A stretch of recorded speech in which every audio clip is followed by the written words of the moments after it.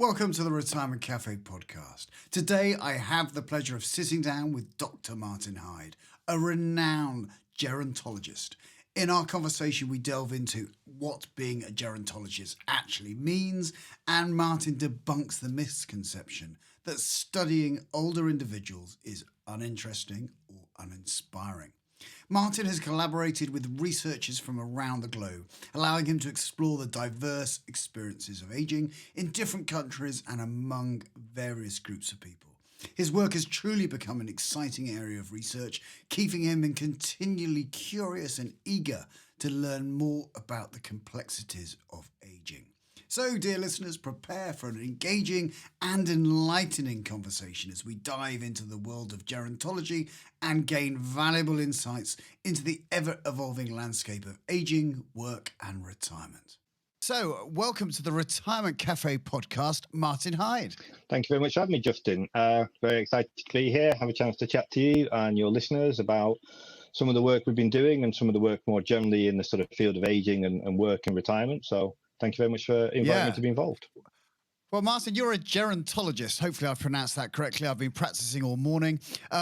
For those who don't know what a gerontologist does and didn't see it on the career path when they were at school, maybe you could explain what you do and how you've become a gerontologist. I mean, I can try. Very simply, gerontology is the study of aging. But within that, it sort of encompasses a whole range of different areas, aspects, research directions. So we have people looking at huge, what we might call kind of societal level challenges around aging, the impact of the built environment, impact of globalization, and more recently climate change, all the way down to people looking at what happens inside the body in terms of how different aspects of your internal organs or cognitive processes work. So it's a huge and very exciting area in which to work because almost everything we can think about is impacted on either by our own personal experience of aging, so how we've got to where we are today, the things we've gone through. You can think about all the influences you've had on your life, but also how you're thinking about where you'd like to get to as we age and the challenges that we might face when we do that, but also the impact of how populations themselves are aging and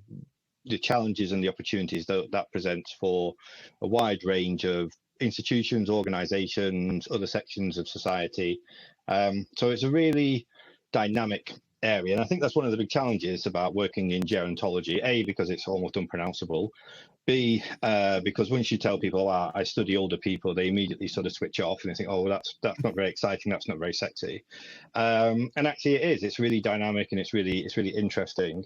And those of us, I suppose, who are lucky enough to get into later life recognize that you've had all this wonderful experience, this tapestry of different ways of living, what you've seen and what you've worked through, but also how you sort of want to live your life and how we're going to kind of adapt to the changing world around us as we ourselves are changing.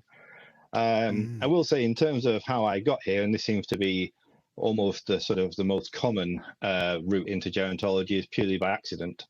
It isn't something that is very, in this country, in the UK rather, it's quite interesting because it isn't something that's taught at undergraduate level. You might get the odd lecture here and there on aging. There are some postgraduate courses, but it's something that sort of people tend to come into through other routes. So I came into it, my first job was designing a survey to measure quality of life in later life, which I wrote 20 years ago. Wow. And I've been very fortunate that little measure that we developed has gone on to be used in about 30 different countries around the world. I just got an email from somebody who's trying to translate it into Hungarian this week. So that sort of opened my eyes to what was going on in later life in this sort of really dynamic process. But I suppose, as with most things that are interesting, once you're in, you kind of want to stay in and learn about what's going on and how aging is different for different groups of people and how aging is different in different parts of the world. So I've been lucky enough to work with people around the world and look at how aging is different in different countries. So yeah, very exciting area of research. So have we got some unique challenges in the UK that you don't see in the rest of the world? I think the big challenge in the UK, I think there's a number of challenges in the UK at the moment. I think one of them is that we're sort of somewhere in terms of retirement, which I suppose most people kind of identify as being the big threshold in which you can kind of say you enter this sort of period of older age or later life. We are somewhere between, let's say, the European countries, which most of them still have a fixed retirement age, in America, where they sort of got rid of their fixed retirement age back in, I think, the 1970s. So in the UK, we got rid of our fixed retirement age in 2011, which seems like a long time ago. It's over a decade ago now. But in the terms of someone's career trajectory, we think about that cohort who are now approaching what would have been their state retirement age, and even their state pension age. They planned for that. Now that's become a sort of a movable feast. So there's a challenge about how people are planning for this big change in their career life trajectory or their career biography, where they were anticipating a certain transition, and now that's very different. So some of it can be quite prosaic. For example, that you now no longer retire, but you have to quit work. So just people learning that they have to do that rather than you get the letter and the carriage clock that says, thank you very much, here you go. But psychologically, that can be quite different. I mean, most people don't like to be thought of as quitters. Most people like to be thought of as, I'm going to do my job and carry on doing that. So the psychological change to do that is I think, something that we probably haven't anticipated as much as we ought to have done. And then I think from the other side, the sort of the employer's side, I know a number of employers find it quite difficult now to talk to older workers around their retirement plans because they feel that they might be seen to be ageist in raising this as an issue and kind of almost sort of saying, well, you should be thinking about this. So we have a cohort of people who are approaching retirement who I think are probably less prepared for it than previous cohorts because this is changing. There's uncertainty or variability in the pension age. That's been rising, and obviously men and women's pension age has been moving to catch up with one another, and that's caused a whole range of challenges there for a certain cohort of older women. But then there's still uncertainty about when's that going to stop. So I'm in my late 40s.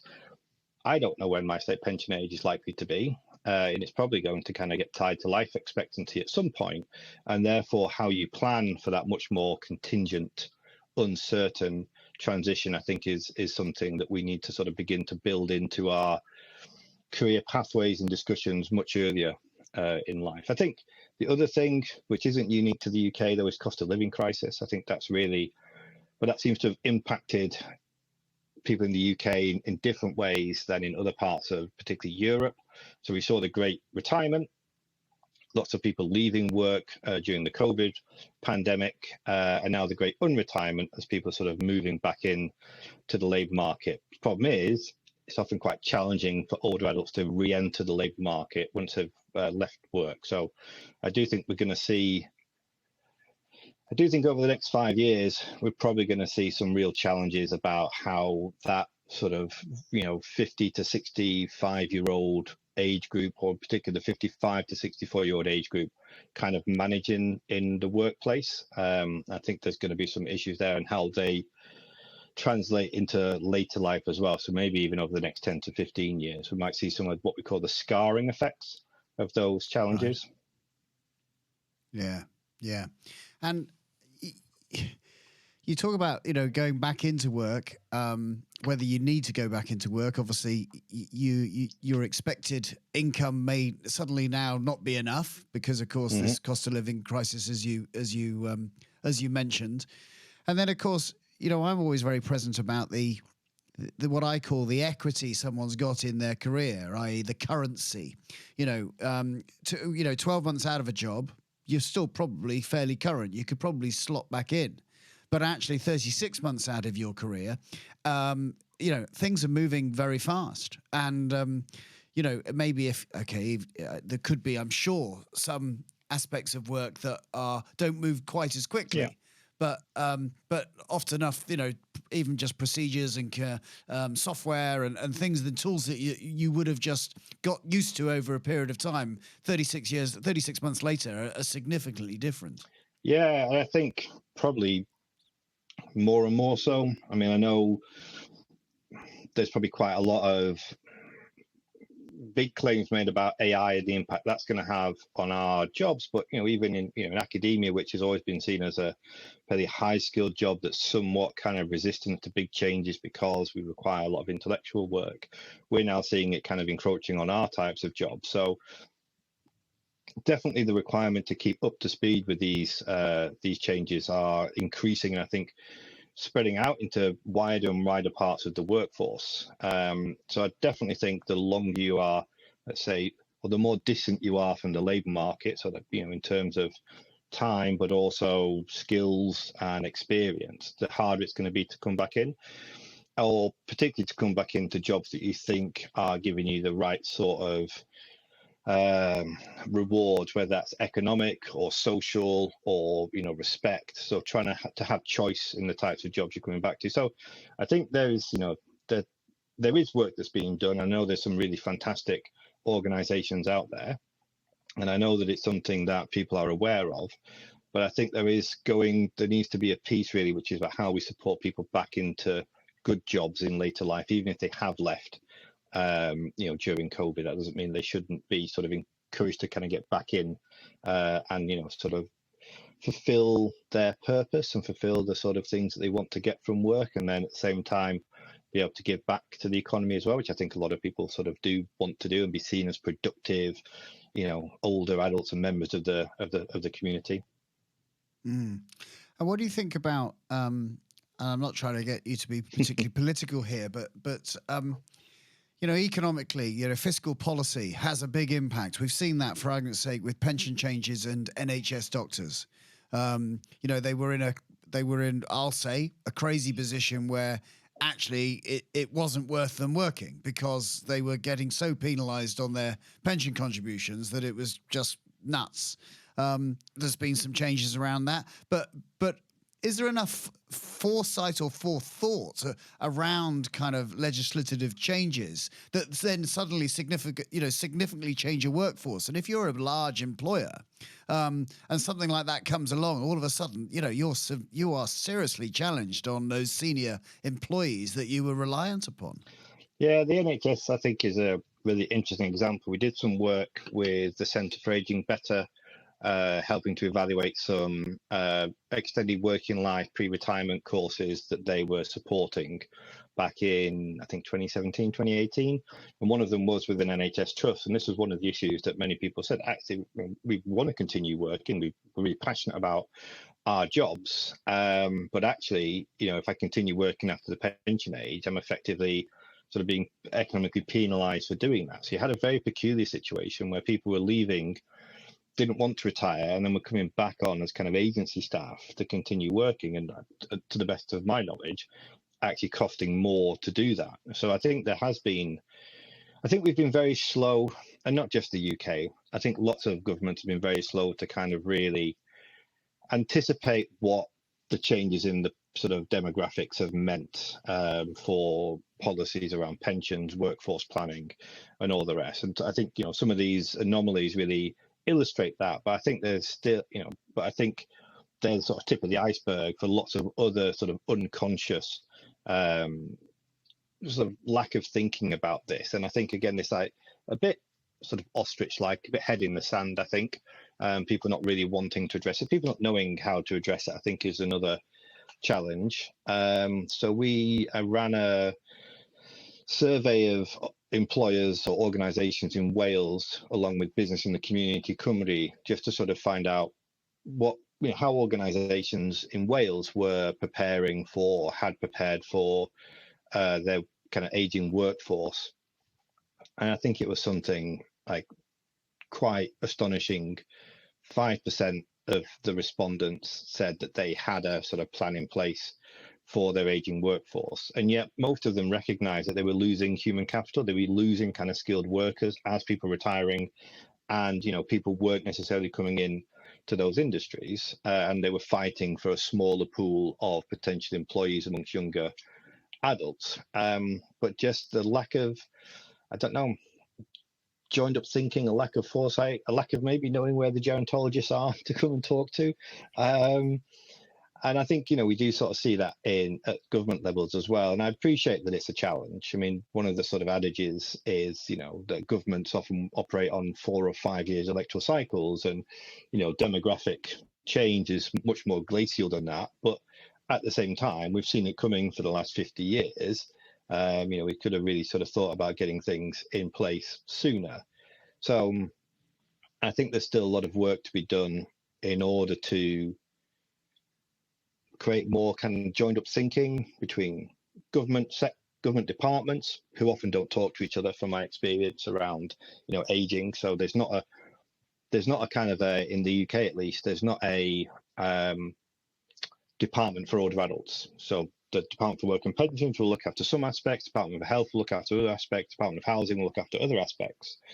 So where older adults sit across those departments is often challenging in terms of the joined upness. And then in terms of work, thinking about how they then connect to kind of employers organizations and trade unions, and then also how that information gets filtered down to older adults themselves through line managers, for example, or other organizations, about what their options are. So there's still a lot of work to be done, I think, just in terms of better evidence for policymakers and better information for kind of older adults themselves. Yeah. And so who, out of the kind of organizations or the countries maybe that you're familiar with, who do you think is getting it right? And what are the key things of the countries maybe who are getting it right? So I think everyone's getting it right and wrong in different areas. So there's no absolute leader of the pack. And sometimes when people leading the pack, it's often for other reasons. Just, in general, their economies are doing quite well.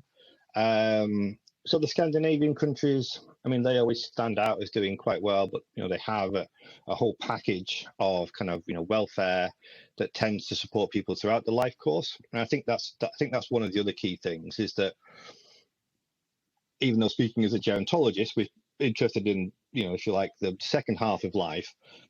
You don't just miraculously one day appear as an older adult. You've lived a life up to that. And actually, I know it sounds silly to say it, but we need to kind of look at the whole life course. So, what are the things that people acquire? How do people get good things? What are the things that take away from arriving in your 50s and 60s and all the way to your 90s? So you've got all the good things that you need in order to have a kind of a good, healthy, happy life. So taking that life course approach is really interesting, but that's even more of a challenge to then think about joining up with, education, family care, unemployment benefits, to kind of think about how a person navigates through that sort of life course. But the Scandinavian countries tend to have more integrated policies, and in terms of work, they have what's called more active labour market policies. So once you're out of work, there are more things available to you to help you get back into work. So some of the training that you've mentioned as well, and benefits tend to be higher, which allow you to sort of still be able to kind of participate and kind of be healthy and not suffer from the problems of poverty can often provide. So there's that model, but in some respects, because they do quite well in general, there's not necessarily kind of a huge focus on a kind of a policy agenda around aging, because things are sort of okay. I was lucky enough last month to be in New Zealand, working with some colleagues on the North Island. I gave a talk in Wellington for the 18th anniversary of their long-running survey of older adults in New Zealand. And off the back of that, I was invited to meet with and chat to representatives of their what's called Office for Seniors. So they do have a cross-cutting department or forum that brings in people from across different departments in New Zealand government to take a more joined up holistic approach to kind of older adults. So I think that's a really good example, and kind of if we could see some of that in the UK would be really good. What we are seeing, and we sort of have in Wales, which is quite nice, are more older people's champions within government. So it's someone to kind of just knock on doors and have a bit of an overview of what's going on. This is at local government in particular, the impacts on older adults. And some of that's tied up with the age-friendly communities initiatives, which again, I think are quite nice in terms of providing an umbrella that sort of says, well, we've got all these if you see the model, it's the different petals around the kind of core idea. How does transport and health and housing, how do they all interconnect to provide a good space for older adults? So they are there, and in that sense, the UK is doing very well, and cities like Manchester in particular are kind of recognised as being kind of world leaders in the age-friendly communities space. But I would say that they are still, relatively few and far between if we think about, the sort of the extent of population aging and the how that is connecting with wider societal challenges, and maybe needing a bit more joined up thinking across the piece. Right. And you mentioned Manchester there. What are they getting right? At the risk of embarrassing him, in one word, really, or two words, Paul McGarry. Right. So they've had a real champion for this in the local government for a very long time. I mean, they've also done really well to create a kind of a really good ecosystem there, bringing in the government departments, the local government departments, working very well with colleagues at the university there. So people like Professor Tina Buffel and Chris Phillipson. So a lot of evidence going into how to sort of develop policies. So, I mean, they are doing the joined upness. So they're doing, they're showing that it can be done. But right. I do know that it's taken a tremendous amount of energy to do that, and I think that unfortunately at the beginning, it was very much reliant on a single individual. So there needs to be a bit more of a systematic approach, I think, to try and do that, and really sort of embed that at a kind of cross-departmental level. And have you got any examples, of things that actually come from these people working together? What are the outcomes for the older generation? I mean, some of it's just as simple as making sure that bus routes that older adults rely on, particularly from certain parts of the city, don't fall into disrepair or actually have been reinstated. So ensuring people's mobility in later life. I know, and I don't know the extent to which it's been achieved, but taking more control over traffic planning. So in order to make sure that there are,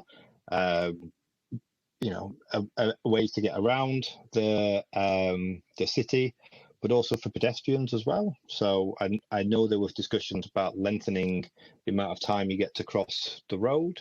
So again, one of the observations that come out of the age-friendly communities work is that a lot of the ways in which our cities are designed are built around an idealized model of a sort of middle-aged man who's in good health, right? So dare say it, how you and I get around the city, it's designed for us, and it's not necessarily well designed for other people who might kind of walk more slowly or have other kind of challenges in terms of audio, visual, health, strength, and all the rest. So some ways in which there are simple things to be done. So I've seen in I think it's Japan or South Korea, crossing, not pelican crossing, zebra crossings, where you can have a little badge that you can tap to ask it to kind of go for longer. So, in order to be able to just have that extra couple of seconds to cross the road. So I was in Melbourne, just on the way back from New Zealand for a conference. And I would say, and I loved Melbourne, but I would say that it probably wasn't the most age-friendly city I've been to in terms of crossing the road. Almost as soon as the little green man came on, it was replaced very quickly by a little red man. And, even I found myself kind of walking pretty quickly to get across the road. And that's when they were really big, wide roads. For anyone that, is walking half a pace slower than me is, in real danger of getting either tooted in the horn or some kind of aggressive, car driving. So it's often simple things like that that can have a huge difference and make people feel like the areas in which they live are built for everybody, not just kind of a certain group of people. Yeah. And, listening to you there, just, the simple things of getting around, and, we're in Christchurch in Dorset. We have an aging population, and my next door neighbour, who's 96, Peggy, has moved into a smaller flat, but they've changed the bus route, and all of a sudden she can get to where she wanted to get to, but it's now 2 buses. Yeah. And therefore it's to only get 3 miles up the road, it's now going to take an hour and whatever, I just thought to myself, yeah, what a big impact that actually has. Alternatively, of course, I also see the buses with hardly anyone on. Yeah. So I can see the problem. That you've got to be able to do things for a cost-effective measure.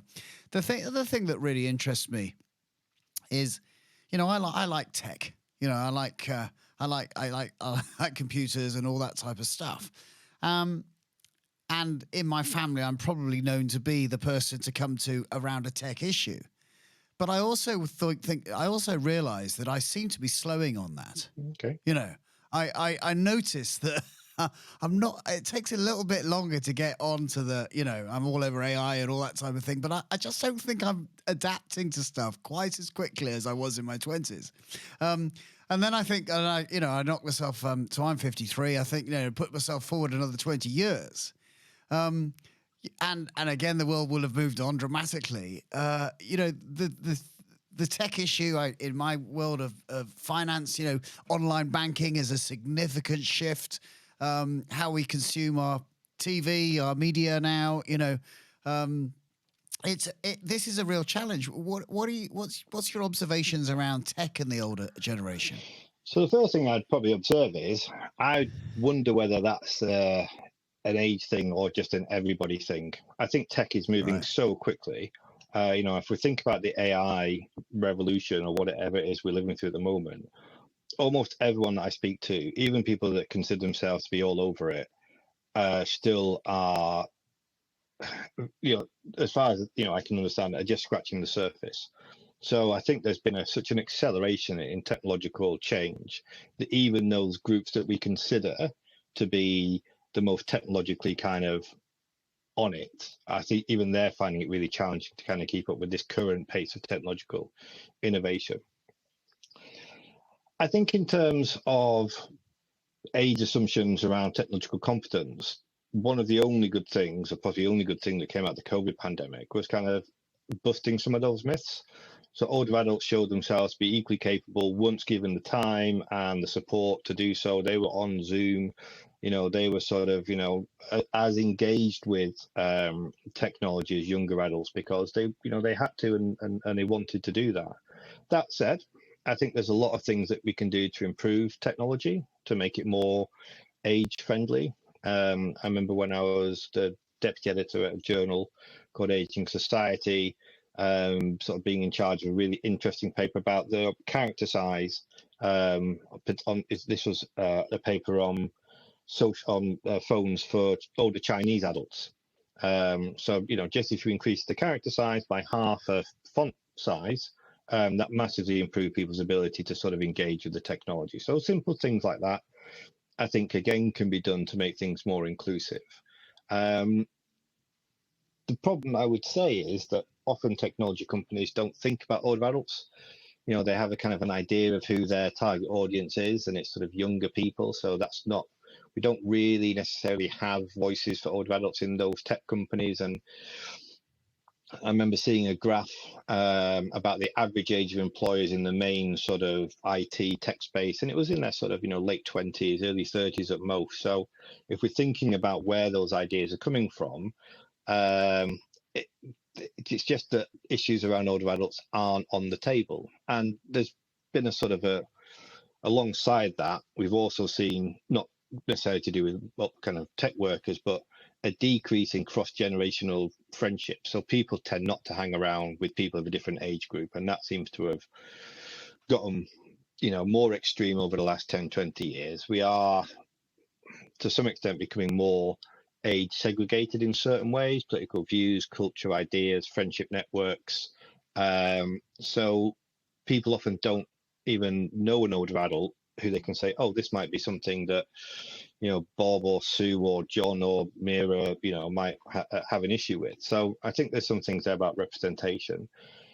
And again, and I'm not a tech expert, but people that I have talked to have raised some concerns about the extent to which, because things like AI and new forms of technology learn from computer users, so they harvest all the information from what's out there on the cloud and being kind of processed, and younger people tend to do that, whether there is a danger that AI itself might not necessarily be like age blind, but actually might kind of reproduce some of those either invisibility, so it won't represent the ideas of older adults because they're not feeding into the machine, or could even pick up on some kind of ageist assumptions in terms of language use. So I was looking for another project that I'm trying to sort of get off the ground at sentiment analysis. So the ways in which people can analyze language to see whether words are kind of positive or negative. And it was interesting in a number of the lists that I look at in terms of how you code words, that old was seen as a negative word. So even in the ways that, I understand why that's the case, because old is often considered negative in the way normal people speak. It has that sort of connotation still, unfortunately. But if that's getting replicated in AI, then there is a danger that there might be what someone has referred to as algorithmic ageism, to the extent to which these new systems kind of exacerbate already existing negative stereotypes around older adults. Yeah, yeah.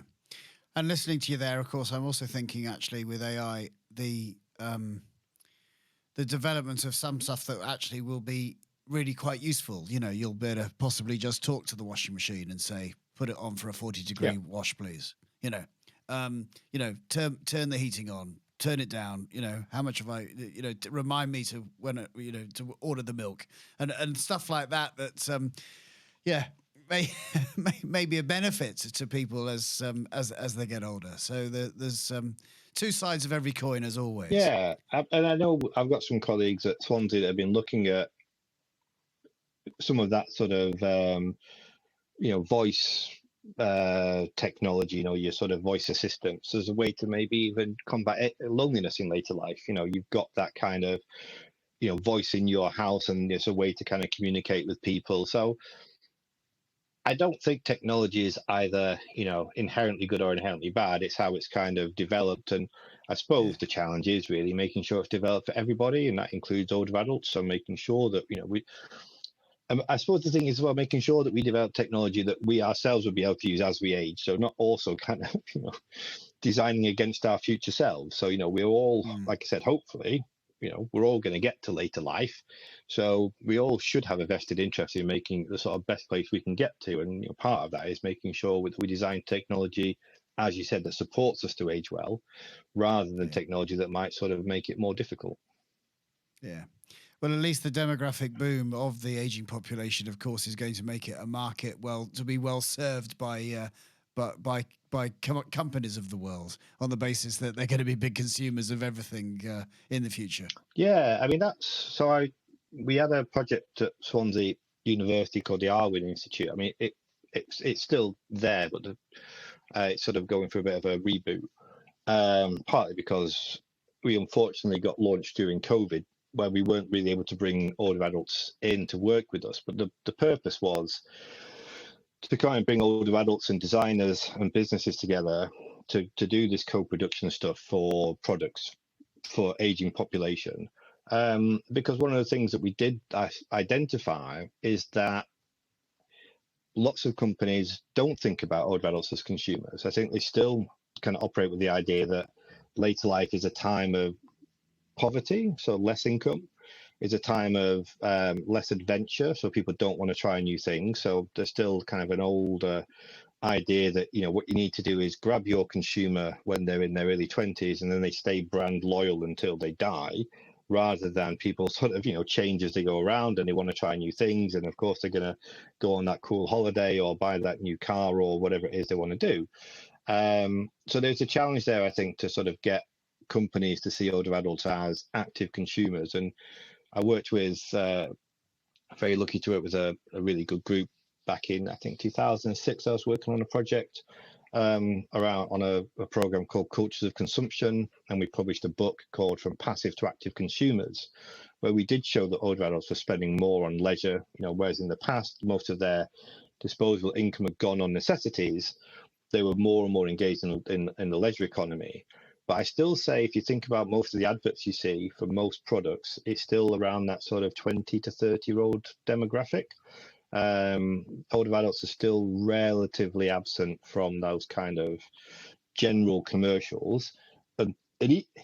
often even when you get adverts designed at what you might call an older market. So, working from home, we've all had the joys of watching daytime TV.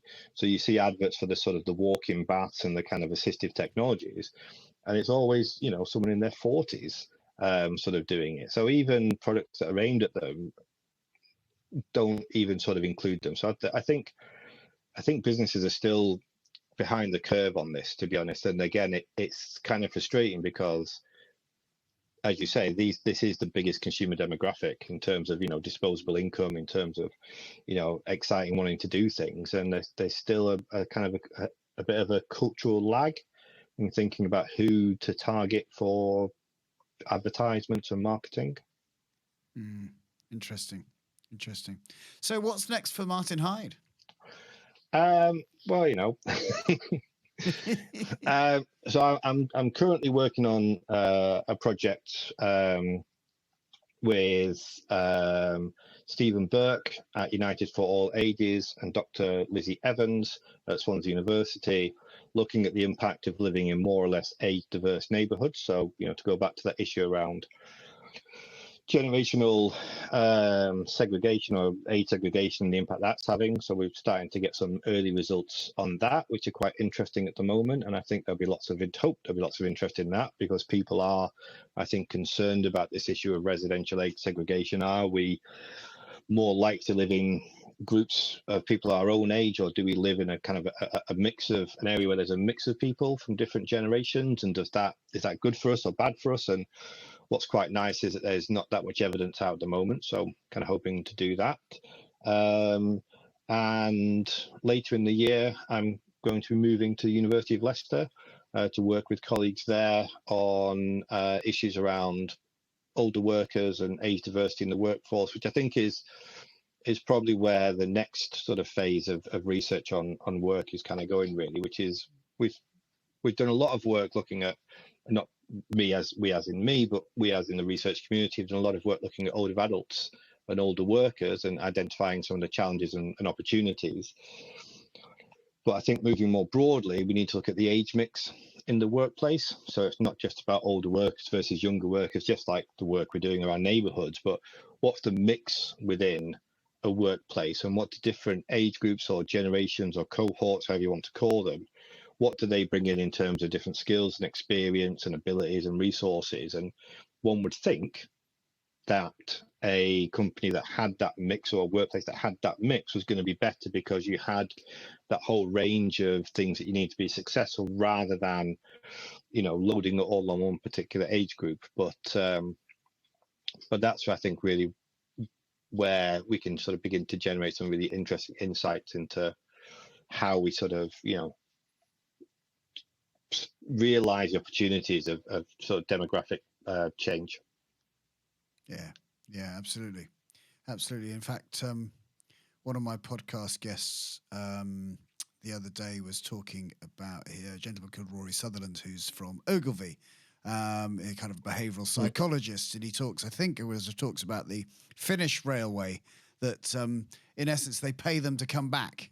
So they retire, and then they pay them to come back for a few hours a week to be available, or to be on call, because they don't want that 35 years of experience just walking out the door on one day. It's too valuable. Yeah, absolutely. And I think, there are examples of really good employers who do that, and you have sort of flexi time, and to sort of create situations that show older workers they're valued, without necessarily, working them, until they're exhausted and simply can't sort of give any more, and finding that balance. And again, I think I would argue or hypothesize that organizations that are flexible and diverse are able to withstand crises, because instead of breaking, they're much more able to absorb those crises and bounce back.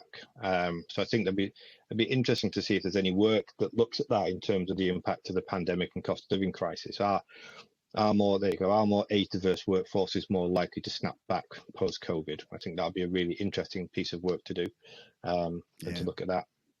So age resilience in the workplace. I think rather than seeing age and older adults in particular as a kind of a drain, and it's kind of, like you said, unproductive or less productive, less likely to learn. So again, when we did the survey of employers in Wales, and it's not Wales, we've seen the same figures in England and in America and Australia.